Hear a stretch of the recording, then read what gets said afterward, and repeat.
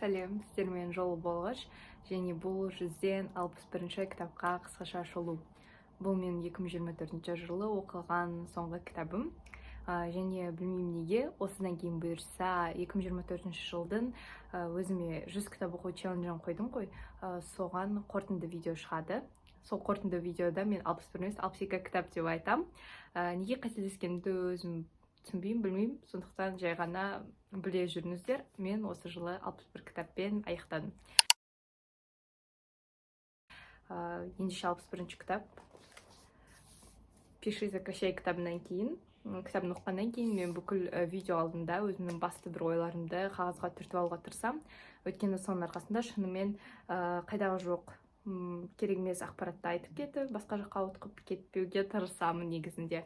Бірақ сөйлесетін видео болғандықтан кейбір кезде айтады ғой, дәл осы сәтте келіп тұрған оймен бөліскім келіп кетеді. Ондай кезде әрине мен өзімді шектемеймін және ұстамаймын.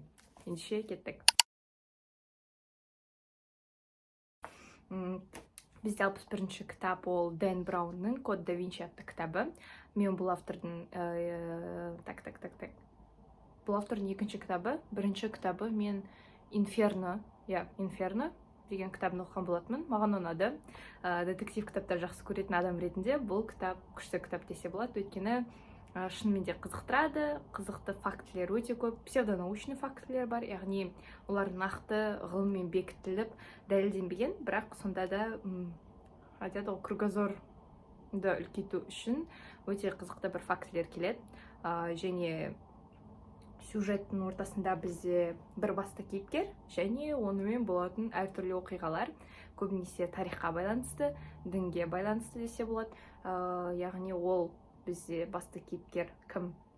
Ол бізде сабақ береді жоғары оқу орнында, және ол сондай бір тарихқа қызығушылығы өте үлкен, әртүрлі нәрселерді зерттейтін, яғни ғалым десе де болатын шығар.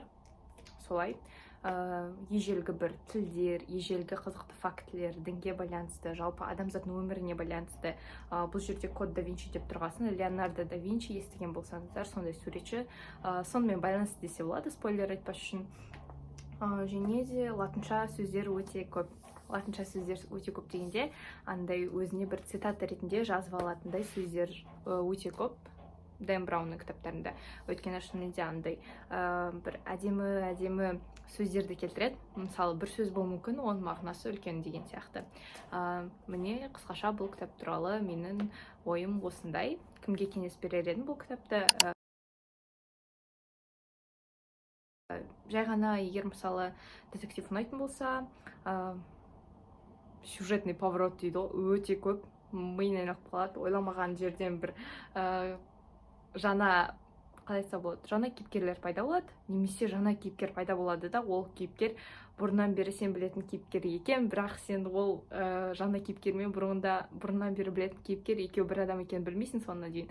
Соңында білген кезде қатты таңғаласың. Міне осындай кітаптардың бірі. Яғни егер кітап оқу сізге бір іш пыстырар жоқ, кітап оқыған кезде ішіңіз пысатын болса, онда осы кітапты оқуға кеңес беремін. Міндетті түрде ішіңіз пыспайды. Әр екінші сөзді мен Google-ға жазып, мен ол кітапты оқығанда негізі өзімді ридузме сияқты видеоға түсіргім келді, бірақ түсіре алмадым. Өйткені кітапты оқып келе жатамды, бір әр үшінші сөз бір басқа шет тілінде сөз, немесе мен бірінші рет көріп тұрған сөз, түсініксіз, оқу қиын, мағынасы одан да терең.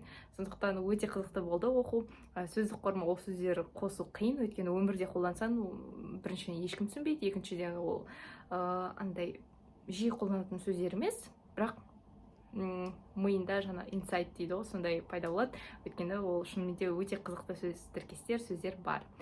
Міне осылай. Менімен бірге болғандарыңыз үшін рахмет. Бұл кітапты оқуға кеңес беремін. Егер бұл кітапты оқыған болсаңыздар, өз ойларыңызды комментарийда жазыңыздар. Лайк басып тіркелуді ұмытпаңыздар. Сау болыңыздар.